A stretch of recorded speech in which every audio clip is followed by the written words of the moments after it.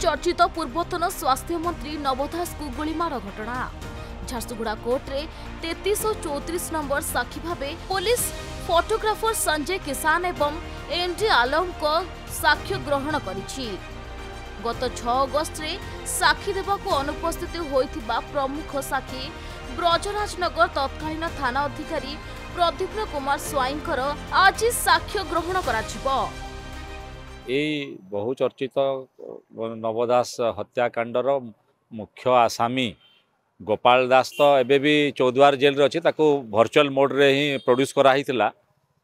आउ एथिरे आज 33 नंबर साक्ष्य एवं 34 नंबर साक्ष्यंकर साक्ष्य ग्रहण करा जायछि।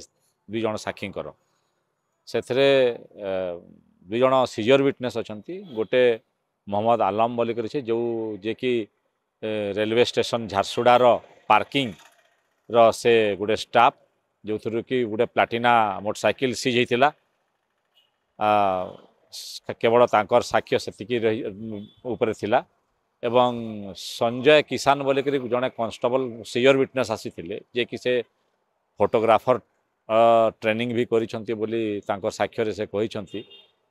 से जो तालपटी आउटपोस्ट रे जो सेफ्टी टैंक रे थिबा कागज खंड गुड़क उद्धार कराइला से तार से साक्ष्य माने देखिछंती बोली कहिथिले। एवं तार साक्ष्य रो से माने सीजर विटनेस भी अछंती।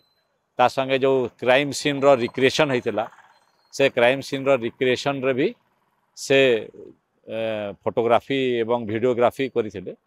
ता उपरे से तांकर जहाँ जहाँ साक्ष्य ग्रहण देवार कथा सबु से ताकर साक्ष्य दैछंती। झारसुगुड़ारू प्रीतम पंडांग रिपोर्ट खबर ओडिशा।